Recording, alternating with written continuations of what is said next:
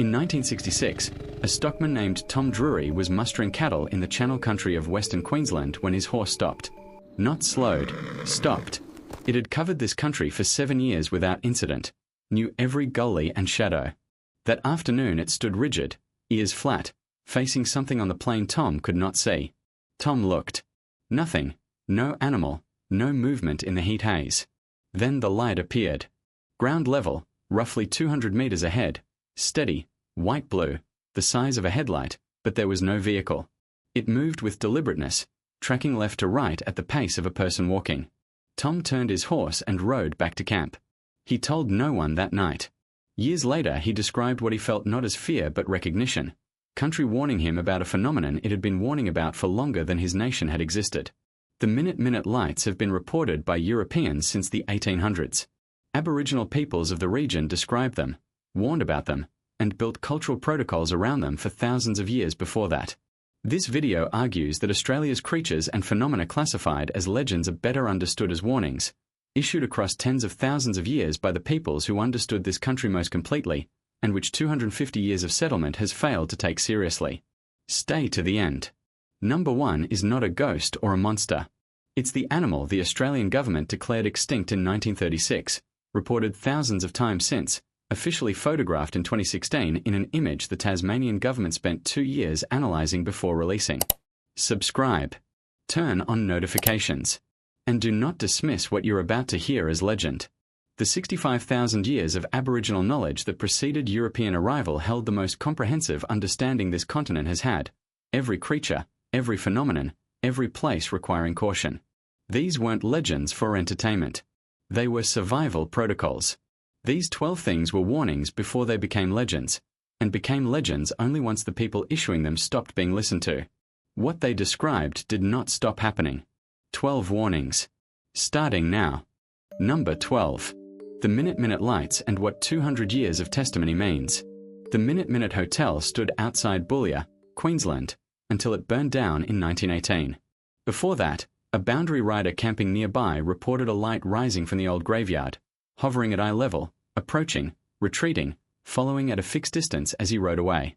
The phenomenon took the hotel's name. Thousands of witnesses across 2 centuries, police, truck drivers, station hands, scientists sent to investigate, report the same pattern: a light near ground level, white, blue-white, or amber, tracking and retreating rather than drifting. Fata Morgana, the atmospheric refraction effect, accounts for some characteristics but not the apparent responsiveness to the observer. The Inangai, Mitakudi, and other Channel Country nations describe the lights, in traditions predating contact, as spirits of the dead, not malevolent, but warnings to travellers heading somewhere dangerous. Tom Drury's horse knew before Tom did. The question isn't whether the lights exist. It's what the warning means. Number 11. The bunyip and the rivers that have always required respect. The bunyip is Australia's oldest continuously reported creature, described for as long as oral tradition extends by Aboriginal nations across the Murray-Darling system. Bunyip isn't one creature but a designation different nations applied to the dangerous entity tied to their own waters. Colonial records are extensive. The Sydney Gazette's 1812 account is the first published European report, and Melbourne newspapers of the 1840s-50s add dozens more, settlers and explorers describing large, unidentified animals near water, sharing a distinctive bellow and unmatched tracks despite no coordination. In 1848, an Aboriginal elder showed William Buckley a skull identified as a bunyip's. It was displayed at the Melbourne Museum, caused controversy, and vanished from the record. The bunyip warnings function as protocols: where to camp, when to withdraw, which sounds mean leave immediately, not entertainment. Whether it's a surviving Pleistocene relict, an unclassified river-penetrating seal, or a misidentification, the warning stands: do not treat unfamiliar sounds in Australian waterways as nothing. Number 10. The Yowie and testimony accumulating since before European arrival. The Yowie, Australia's Bigfoot equivalent, known as Dooligal or Yahoo in various Aboriginal languages, is a large, bipedal, hair-covered figure reported across eastern Australia's forested ranges, described in deep Aboriginal traditions as a creature of the forest margins, aggressive when threatened. Colonial settlers in the Blue Mountains, the Snowy Mountains, and Queensland's ranges reported encounters with large bipedal creatures matching no known animal, alongside 5-toed prints cast since the 19th century. Contemporary databases hold thousands of entries, from rangers, police, and bushwalkers with no prior interest in the topic, whose descriptions converge in height, gait, smell, and sound despite no contact between witnesses. No yowie has ever been unambiguously photographed and no body produced, exactly what researchers would expect of any elusive large primate in dense forest. Aboriginal traditions prescribe a specific protocol: keep distance, do not approach, avoid certain areas at certain times, behavioral knowledge, not decoration. Number 9. The Hawkesbury River and the creature Sydney's backyard has been warning about. The Hawkesbury flows into the Pacific north of Sydney, through spectacular gorge and estuary country. In Darug, and Guringai traditions, it's associated with a large water creature, long-necked, dark-coloured, plesiosaur like, its description consistent across thousands of years, marking the river as dangerous in specific places and times. 19th century farmers along the Hawkesbury recorded encounters with something large that wasn't shark, seal, or known fish. The estuary's ocean connection allows for marine animals entering from the coast, but sightings from inland sections resist that. Contemporary accounts come from fishermen, two-boat operators, and long-term residents who know the river's wildlife and describe, reluctantly, something that doesn't fit it.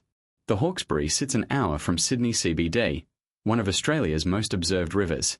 Whatever's being warned about isn't remote outback country. It's in Sydney's backyard. Number 8. The Queensland big cats and the official reports on record. In 2012, the Queensland government commissioned a formal investigation into large exotic felid reports, prompted by livestock deaths whose wounds and tracks matched no native predator but resembled a panther or puma-class felid. Post-war reports of large black cats are commonly traced to escaped or released American military mascots, servals, pumas, leopards, with several accounts describing animals escaping camps in rural Queensland and New South Wales after World War II. The report didn't confirm a breeding population, but found the kills, tracks, and hair samples consistent with a large felid and recommended ongoing monitoring, consistent with, not confirmed. A few camera trap images have since been assessed by felid experts the same way. The practical warning: even a small residual population is a genuine safety risk where such animals aren't expected. Where documented, Aboriginal response to the reports is unsurprised. Their traditions already describe large feline creatures in some Australian landscapes. Number 7. The Mulyawank and the specific waters of the Lower Murray. The Ngarrindjeri people of South Australia's Lower Murray and Coorong hold detailed ecological knowledge about their water country. The Mulyawank is their name for a large creature inhabiting the deep sections near Lake Alexandrina and the lower reach before the river mouth. And unlike general monster folklore, the warnings name specific locations, times, and behaviours, ecological knowledge in cultural form. Colonial settlers and river traders independently recorded large, unidentified animals in those same deep sections, with no knowledge of Ngarrindjeri tradition. The Lower Murray's deeper reaches are largely unsurveyed and connect to the Southern Ocean through the Murray mouth, making marine incursion not scientifically unreasonable. Whatever the explanation, the warning stands. The people who know these waters best have been warning about them for thousands of years. Number 6. The Taniwa and the waters connecting Australia and New Zealand. Bass Strait, between mainland Australia and Tasmania, is one of the Southern Hemisphere's most dangerous stretches of water. Unpredictable weather, powerful currents, seafloor topography that has sunk ships for centuries. Both Aboriginal peoples of the Victorian and Tasmanian coasts and the Maori of New Zealand associate it with water creatures of extraordinary size, echoing the Maori Taniwa, suggesting either parallel development or very old shared knowledge from when the strait was dry land. Whalers, sealers, and trading ships of the 18th and 19th centuries logged encounters with large animals matching no known whale or shark, converging with striking consistency across different vessels and decades. The most practical warning here: Bass Strait is dangerous beyond meteorology and hydrography, and pre-settlement peoples never crossed it without knowledge of what made it hazardous. Number 5. The Nullarbor Plain and the sounds that have no explanation. The Nullarbor, no trees, is a vast, flat, treeless limestone plateau riddled beneath the surface with cave systems carved by ancient seas, silent in a way only such country can be. Long-haul truckers, highway travellers, and solo campers report a recorded but unexplained phenomenon: a low-frequency moan or vibration, felt as much as heard, rising from underground at consistent locations across independent reports from different eras. Not wind, vehicle noise, or thunder. Pressure differentials in the cave network are the most plausible, unconfirmed explanation, and the sound's most reported locations don't match known cave entrances. Aboriginal protocols for specific sections, some to cross without stopping, some requiring preparation, align with where the sound is reported, even under a different framework. The null arbor tells you when you're in the wrong place. The question is whether you're listening. Number 4. The Brown Mountain Lights and the warnings in the Victorian Alps. Brown Mountain sits on the Monaro Highway between Canberra and the Victorian coast, unremarkable, forested, and since at least the early 20th century the site of an unofficial light phenomenon. Local press from the 1900s onward describes lights moving through the forested slopes at night, off any path, in terrain nearly impossible to navigate on foot in darkness. The Ngarigo people, whose country includes this area, hold traditions of specific spiritual presences and hazardous zones overlapping the region, though not a direct match to the phenomenon. The lights appear in no government record and no scientific database, only in local accounts and the reluctance of long-term residents to discuss them with outsiders. That reluctance is itself a form of respect. Number 3. The thylacine and the evidence that will not close the file. The thylacine, the Tasmanian tiger, was declared extinct in 1936, 2 months after the last known individual died in Hobart Zoo. No confirmed specimen has surfaced since. Officially, that's the end of it. Unofficially, it's been reported thousands of times, in Tasmania and on the mainland, where it was believed extinct 2,000 years before the Tasmanian population vanished, by rangers, biologists, bushwalkers, and farmers. In 2016, a far north Queensland camera trap captured an image government analyst spent 2 years examining before releasing in 2017, concluding the animal was consistent with a thylacine and inconsistent with any known Queensland mammal, short of confirmation, but the file stayed open. Tasmanian Aboriginal traditions describe the thylacine not as a memory of something gone, but a current, elusive presence requiring respect and non-interference, the warning being about the danger of declaring something extinct prematurely.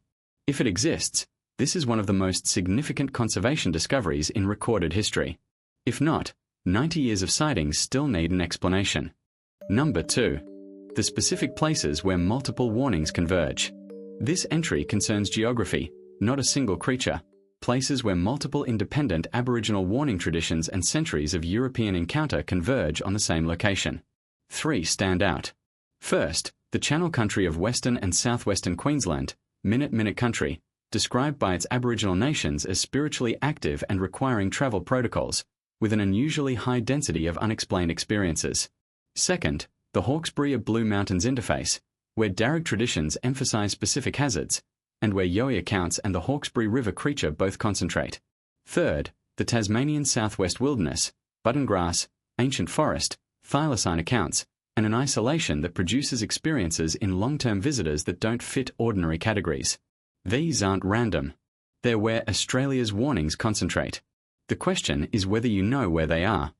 Number 1. What it means that Australia's legends are warnings.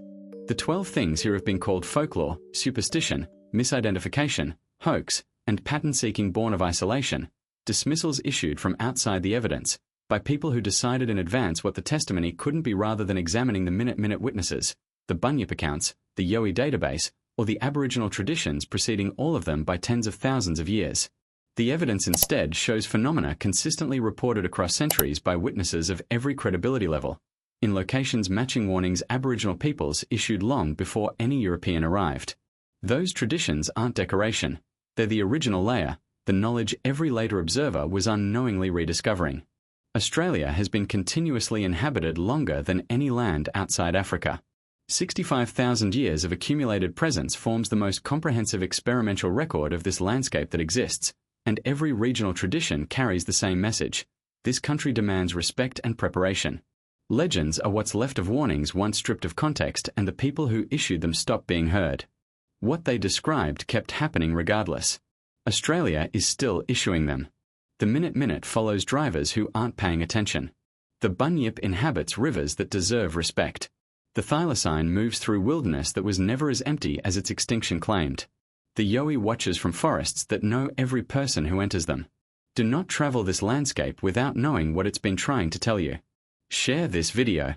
Subscribe. And next time you drive into the Channel Country alone at night, watch the road ahead, not behind you. The Minute already knows you're there. See you in the next one.